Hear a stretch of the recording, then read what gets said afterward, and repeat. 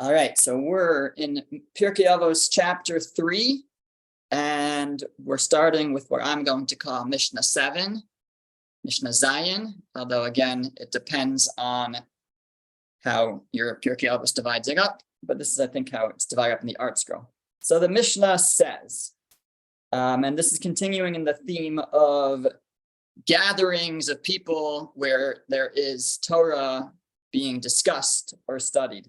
So the Mishnah says, Rabbi Chalafta ben Dosa, Ish Kefar Chananya Omer. Rabbi Chalafta, the son of Dosa, who was from the city of Chananya, he says, Asara sheyoshvin va'oskim baTorah. 10 people who sit and they are osek in Torah. They occupy themselves with Torah. Shtina shiruya beinayim. The presence of God abides among them. The Shechina abides among them. Shenamar, and it quotes a verse to back this up. Elokim nitzav ba'adas kel. So it's a verse in Tehillim, in Psalms, chapter 82. It says, God stands in the congregation of God. And then the Mishnah says, Uminayim afilu chamisha. How do we know even if there's 5 people occupying themselves with Torah, that God's presence is there? Shenamar, as the verse says, this quotes a verse from Amos. This band of his he has established on earth. Bagudaso al eretz yisada. And then it says, Uminayim afilu shlosha. How do we know it's true even if there's 3 people? God's presence is there. Shenamar, as the verse says, again back to Tehillim, Bekarev Elokim Yishpot, that in the midst of the judges, he judges. It's the same verse actually as the other verse. It starts Elokim Nitzav Ba'adas Kel, Bekarev Elokim Yishpot. It's the other half of that verse. Uminayim afilu shinayim. And how do we know that even if there's 2 people, God's presence is there? 2 people occupying themselves with Torah. Shenamar, as the verse says in Malachi, Az nidberu yirei Hashem ish al re'eu, vayakshiv Hashem vayishma, and so on. And this was a verse actually quoted in the Mishnah just a couple of Mishnahs ago. That the verse comes from Malachi. It says, they that fear the Lord spoke one with another, and the Lord hearkened and heard. So when they spoke one to another, so then God came, God heard. And then finally, the Mishnah says, how do we know that the same is true even of 1? And it says,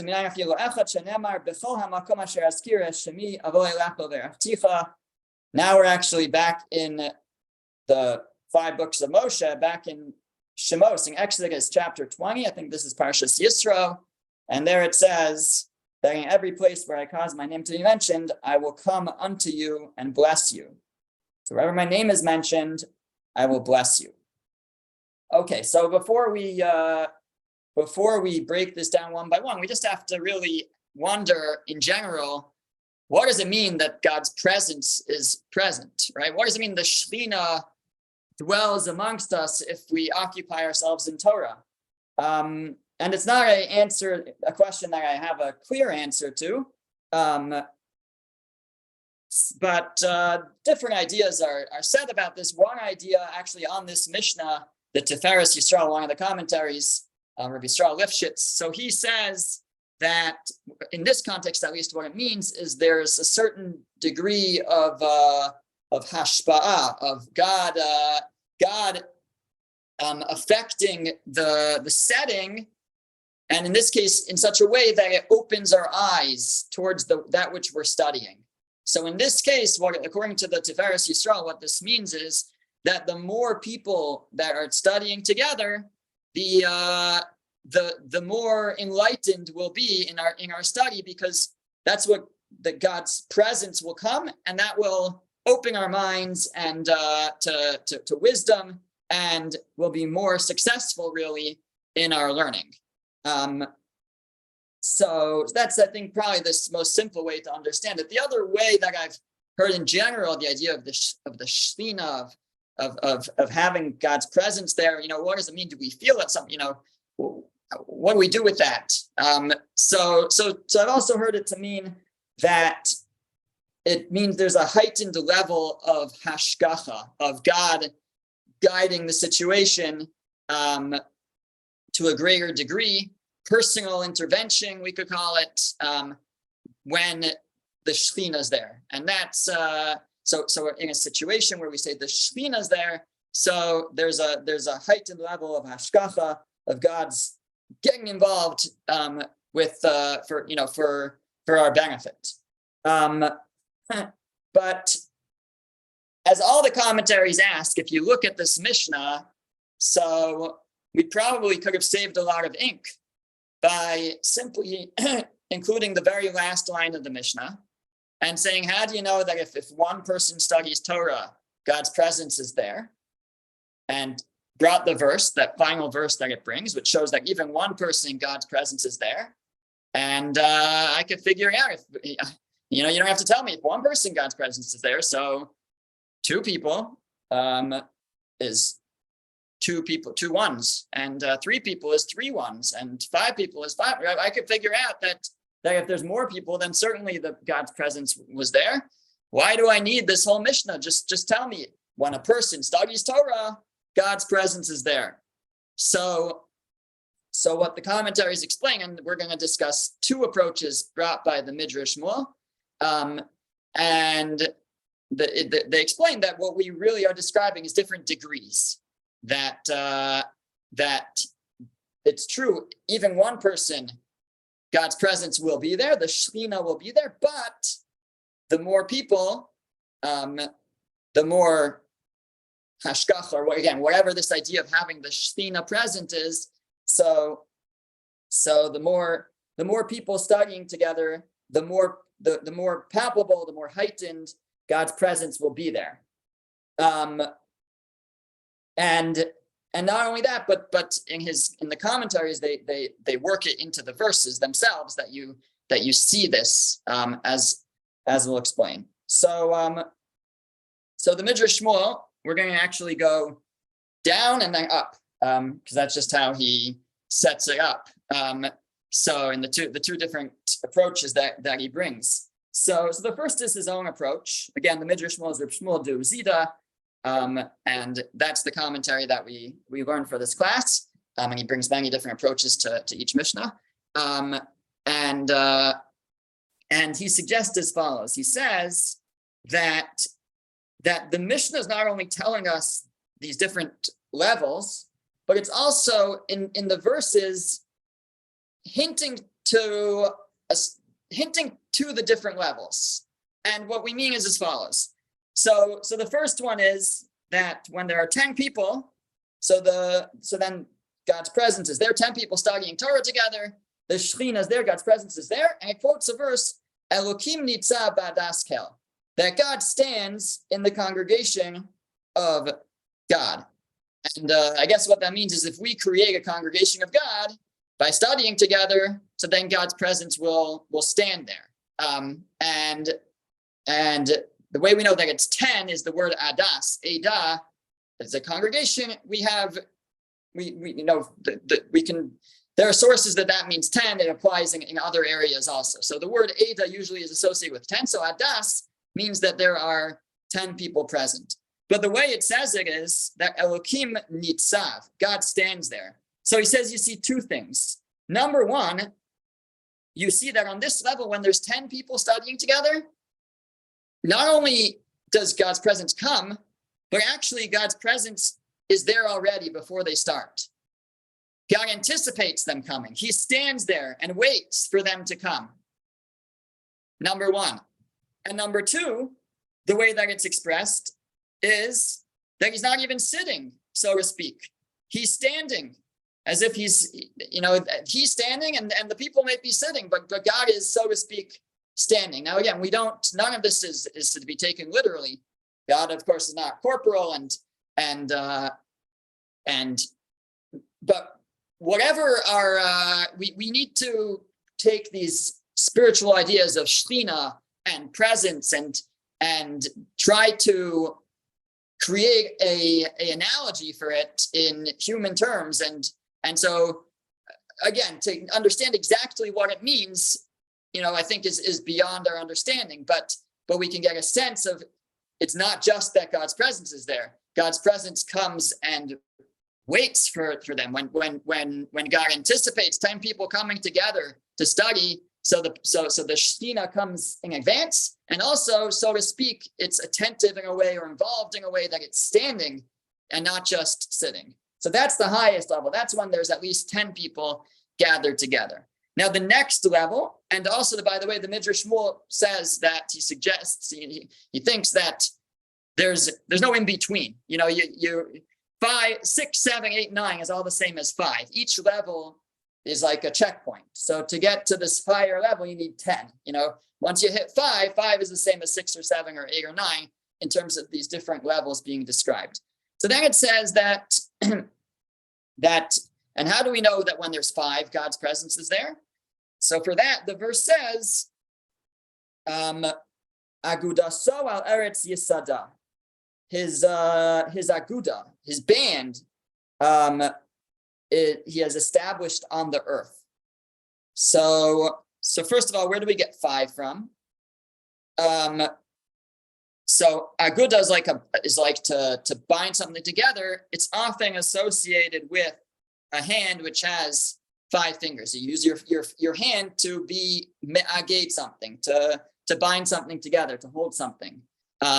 So and since a hand has 5 fingers, it takes 5 fingers to be me'aged, to band something together. So we understand that aguda represents 5 people. So when you have 5 people, so then the verse says, Al Eretz Yisada. He's established on the earth. And so to this,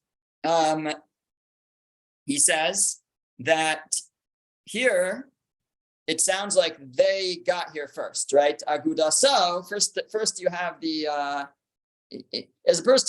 first verse, it was Elokim Nitzav, God is standing, and then it mentioned when there's going to be a congregation there. So there, God's presence comes before the congregation, before we even start to study. But now in this verse, the aguda, the gathering, the banding together is mentioned before God's presence. So aguda, so his band, Al Eretz Yisada, he has established on earth. So then he establishes it afterwards, and the Midrash Shmuel explains. Actually, yeah, he doesn't really add much more than that with this level, but it's not clear if God would be standing or sitting, so to speak, in this verse, at this stage. I think that he might maintain that at this point the Shekhinah, the presence, is still standing. Whatever, whatever that means. Because on the next level, when it comes to the third level, so there he says it loses both of these advantages, or special, what we call mailos, levels, when it's 3. So yes, God's presence comes, but it's only, number 1, after we're already there and started, and number 2, the presence is sitting, so to speak. How do we see that? Because it says B'kerev Elokim Yishpot, in the presence of Elokim. Actually, so I put Elokim with the kuf. I made it chol. Yeah, I'm sorry, I made it holy, as if it was one of God's names. He's actually interpreting it as mundane. It's referring to our court. So you could say B'kerev Elohim. Elohim could also mean just a group of judges. So within a group of judges, people sitting together and studying, and that's where we get the 3 from. How do we know this verse is talking about 3? Because it says B'kerev Elohim, in the presence of a court. The minimum court is 3 judges. So that's where we get the 3. So within when you have 3 judges coming together to judge, and which involves discussing Torah, so then Yishpot, then God judges with them. He sits with them. Now he judges.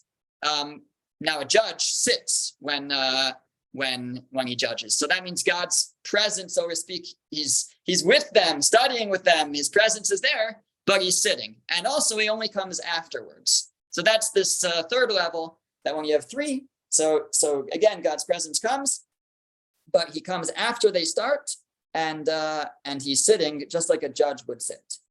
And then the fourth level is 2.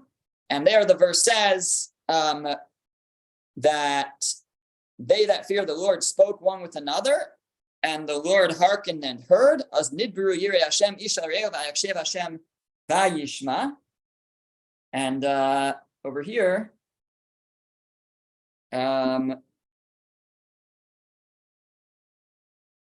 so here God's just listening, so to speak. I think that's the next step. So first of all, it comes after. He sits. It doesn't say that. I don't think you see that in the verse, but it's just a lower level. So he sits and he more like listens. It's as opposed to Yishpot, where he's judging with them. So now it's Vayakshev Hashem Vayishma. So God listens, but that's a lower level. And then finally we have the lowest, but still good. That's number 1 when only one person is studying. So then there the verse says, anywhere that I cause my name to be mentioned, I will come and bless you. Now, what does studying Torah have to do with causing my name to be mentioned? So yes, we mention God's name. We mention God when we study Torah. The deeper idea, perhaps, as the Midrash Shmuel says, is that the whole Torah, there's a sort of a Kabbalistic idea that the whole Torah is Shmosav Shel HaKadosh Baruch Hu. The whole Torah is God's names. And so anytime we study Torah, we're, so to speak, speaking God's name, whatever this, however we're to understand that. That's actually also part of the understanding. One of the sources for making a blessing on studying Torah is a verse in Parshas Ha'azinu. Towards the end of the Torah, it says, Kishem Hashem Ekra, when I call out the name of God, Havu Godel Elokeinu, ascribe greatness to our God. And the Talmud says, from there we learn the idea to make a blessing when we study Torah. But what does that have to do with studying Torah? All it says is when I call out the name of God, ascribe greatness to him. So the Maharsha, in his commentary to that Gemara, I think it's in Brachos, the Maharsha says this idea, that Kishem Hashem Ekra, when I call out the name of God, it means when I study Torah, because the Torah is the names of God, then Havu Godel Le'Elokeinu, ascribe greatness to our God. And so that's the same thing we're saying over here. We're really making the same kind of drasha, of interpretation of this verse. B'chol hamakom asher askir Hashemi, anywhere where I cause my name to be mentioned, I will come and I will bless you. So God comes even when there's only one person. The idea of Azkir Hashemi, I cause my name to be mentioned, is the idea that God helps us, God assists us, God wants us to do good, and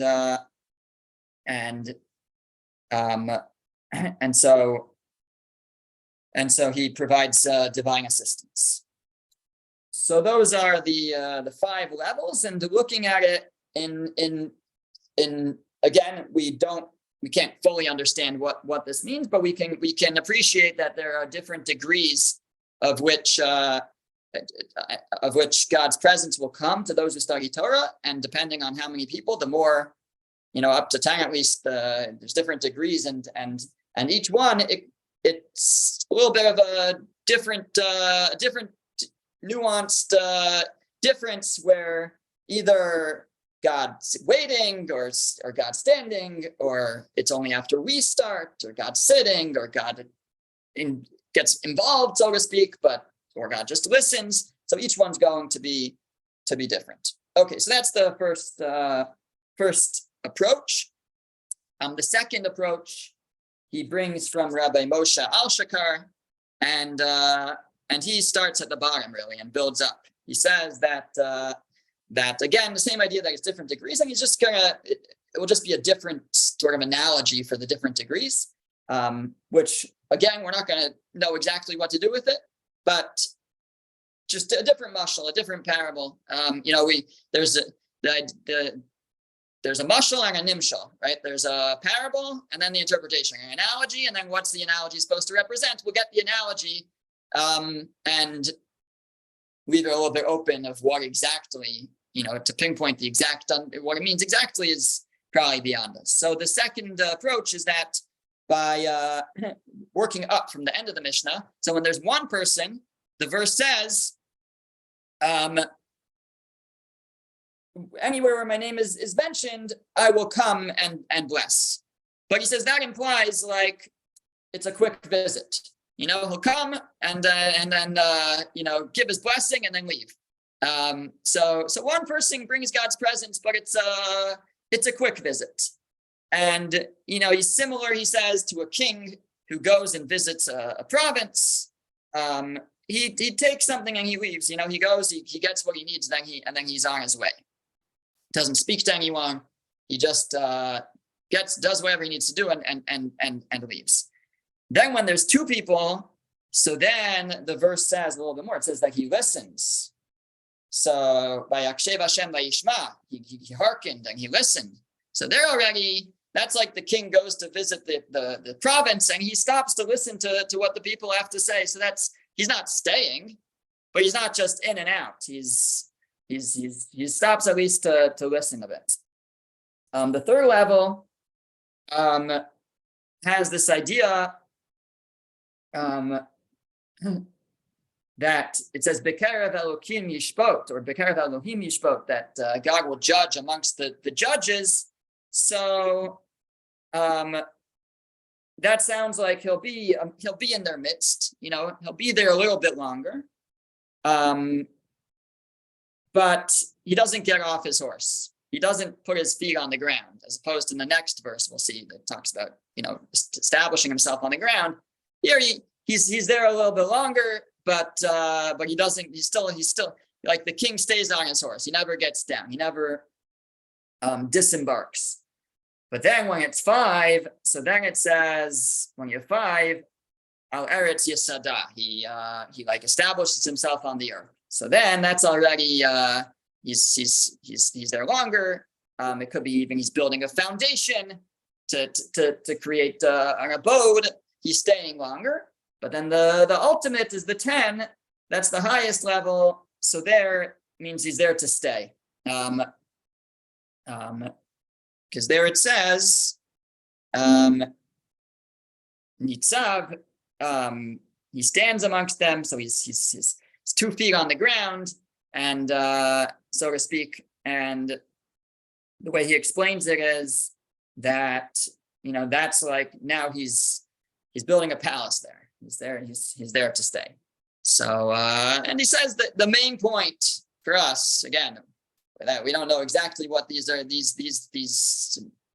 supposed to, what these ideas mean, but he says the main point is, he says the summary line, haklal, the takeaway for us is eino domem merubim haosim es mitzvah lamuatim haosim es mitzvah. You cannot compare when a lot of people do a mitzvah to when a few people do a mitzvah. There's a special power that the mitzvah becomes exponentially greater when it's done as a group, and that would be true for Torah study, for prayer, or for any other mitzvah, really. Okay, so that's Mishna Zayin. Okay, moving on to Mishna Ches, number 8, and this Mishnah, again, different ways to divide it up. I think we're going to just learn the first part of it, and that is as follows. The Mishnah, and it's the part that I include on the source sheet if anybody's following along on there.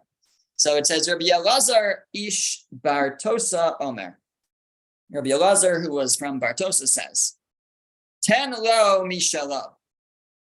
Give him from his. Sha'ata b'shalcha shalo. Because you and yours are his. V'chein b'David Omer. And so it says by King David in the book of Chronicles in Divrei Hayamim, Ki mimecha hakol, because all is from you, everything comes from you, umiyatcha nasanu lach, and from your own hand have we given you. So,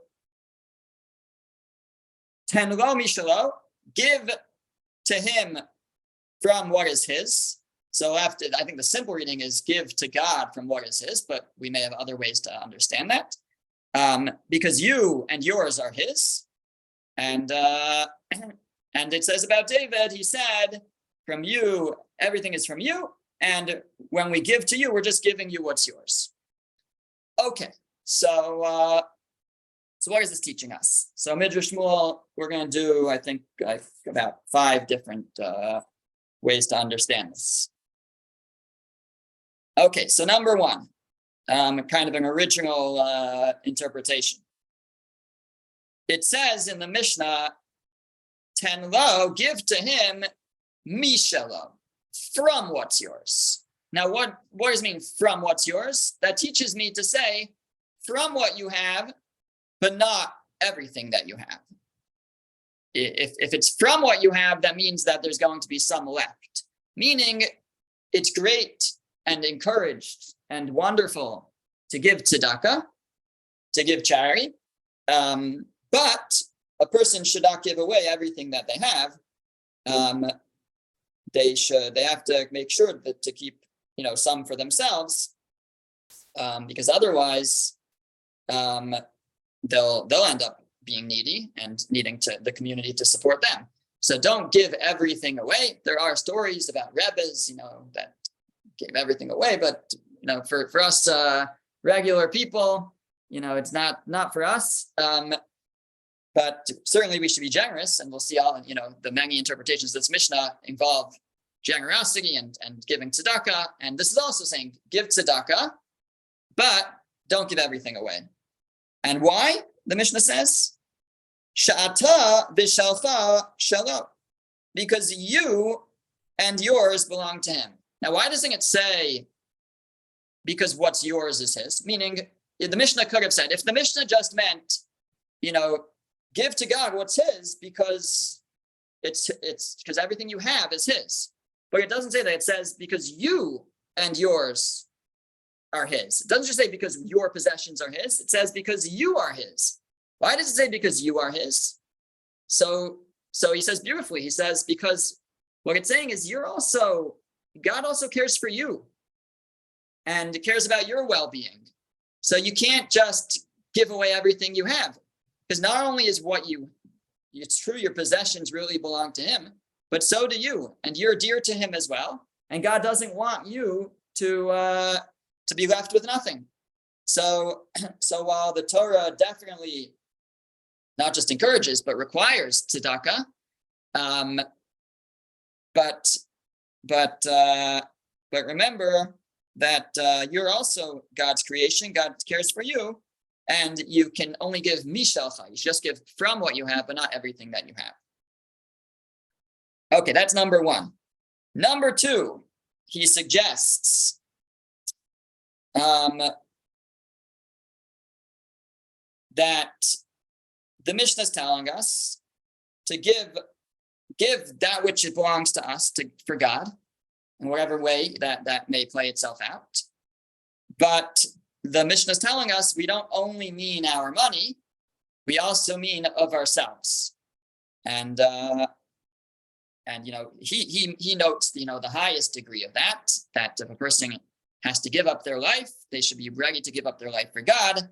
Like the verse says, right? Rabbi Akiva famously said upon his deathbed, he said that it says, we say in Shema that you should love God with all your heart and with all your soul and with all your possessions. And Rabbi Akiva said, I've waited for the day to be able to love God with all of my soul, even if God takes my life from me. And so that's the highest degree of Kiddush Hashem, of sanctifying God's name, is for one to give up their life for the sake of God. That was Rabbi Akiva and many others throughout our history. And that's what it's saying. It's saying, Tein lo mishalo, give him, be ready to give God that which is his. We don't only mean your possessions, but even yourself, because, as the Mishnah explains, because you and your possessions belong to him, and therefore you should even give up your possessions. Be ready to give up your life. Now I think it was, I saw it in Bolby. Can't remember where I saw it. I think maybe he was quoting from Rabbi Yerucham of Avos. But when we say Shema, the Shema involves accepting the yoke of heaven upon us, and we read that verse. You should love God with all of your heart and all of your soul. And the commentaries, the halachic commentaries, they say that one should concentrate on this idea that we're willing to give up our our life even for God. So I think I saw in the works of Ale Shor Revolbi. Revolbi says, if we think about that, we have to then ask ourselves, right? I say, I'm willing to give up my life for God. Okay, so let's put aside, where literally our life is on the line. Let's talk about our daily life now. So am I willing to give up things in my daily life for God? Right? When that struggle comes and I want something, but I know that it's really not what I should be doing right now or ever, whatever it might be.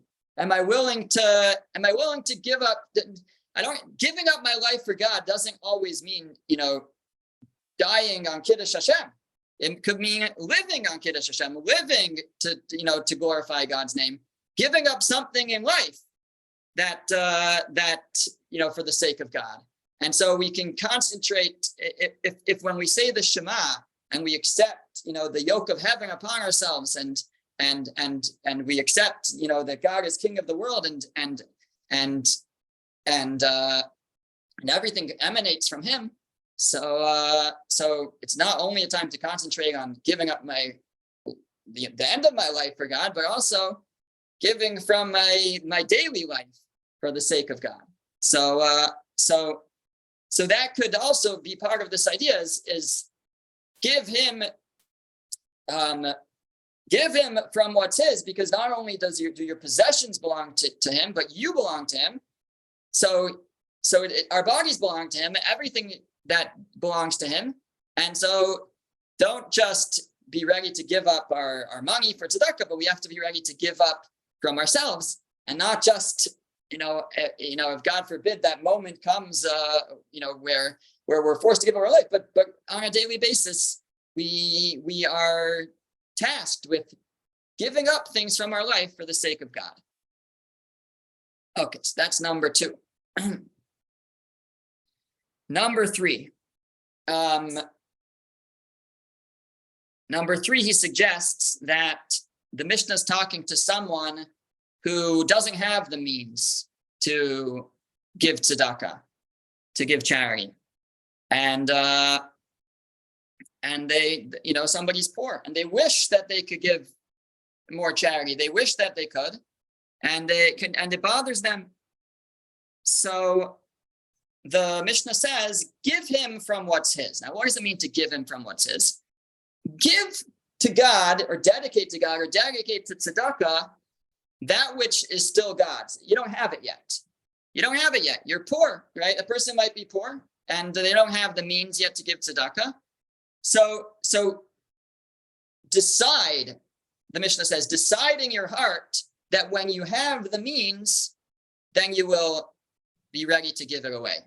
And that's give him from what's his. It's still his. You don't have it yet. It's not in your hands yet. But if one decides, if one commits themselves that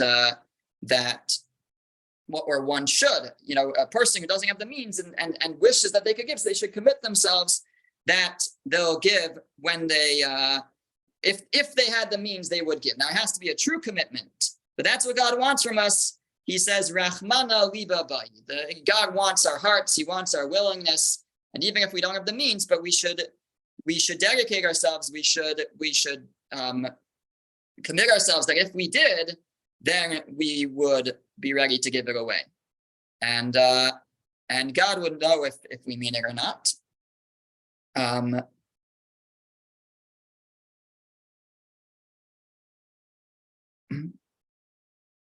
I'm just looking where he then explains the second part.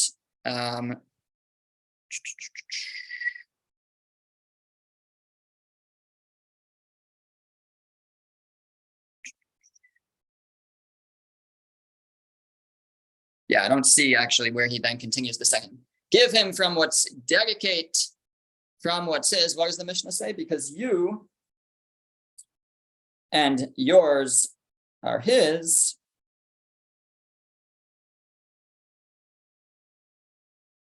Okay, yeah, I'm not sure actually how he then continues according to this approach and reads those next words. But the first words he's reading, give him from what's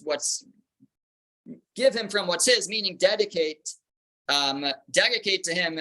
If a person doesn't have the means to give, at least they should dedicate that which is still God's. That if ever I am able to, I wish that I was in position to be able to give more tzedakah. Another idea, number 4, is that it's teaching us that really what we have is given to us from God. It's like a deposit. It's a pikadon. It's a deposit.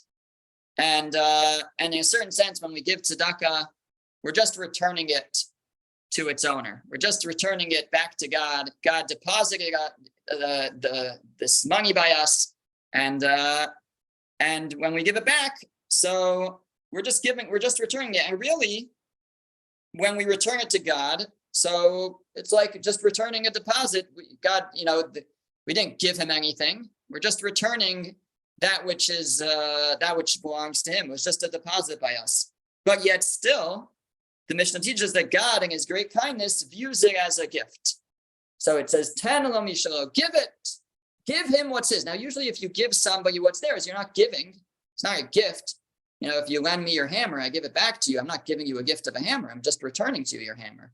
But yeah, it uses the language, give him what's his, because God, in his great kindness, will view it as if we gave something. And that's why it doesn't say just return that which is his. And that's in God's great kindness. And it says that because you and yours belong to him. Now, it could have just said, what's yours belong to him. What's yours belongs to him, right? Give him what's his, because whatever you have belongs to him. Why did it say because you and yours belong to him? So according to this, he says, because a person might say, come on, I worked hard for this. I went to work every day. I toiled. I came up with amazing ideas. I invented, the latest and greatest and made millions off of it. This is my money. This is my hard-earned money. You want me to give it away, right? So to that, the Mishnah reminds us, you're also his. You belong to God. So you could learn that means, whatever talents we have come from God. But he actually just says simply, well, it's like what a slave acquires belongs to the master. Ultimately, whatever we have belongs to God. And so whatever, even if we worked hard to earn it, it still belongs to God.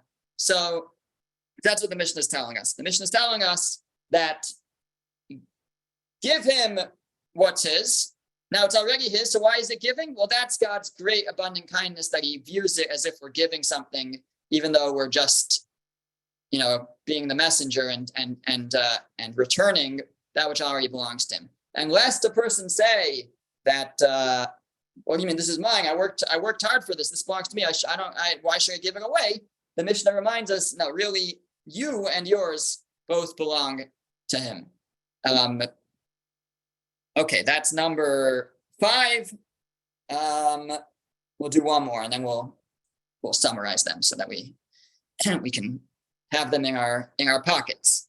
The last one he quotes from the Lev Avos, and that is that the 10 lo mishalo, give him what's his, is not referring to God.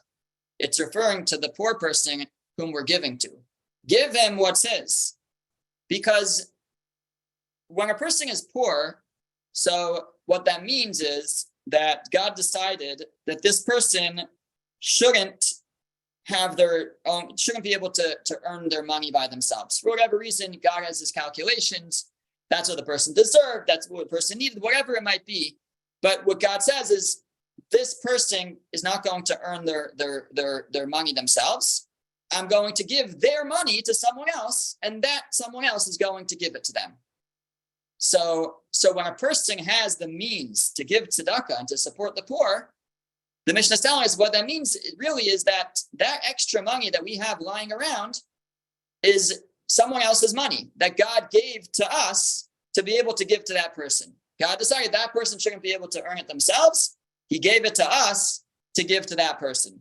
So ten lo mishalo, give that poor person his own money because that's really his. The extra money you have, God gave it to you. It's his money that God gave to you so that you could be the messenger to give it to him. And and that's why it says, and it's not only that,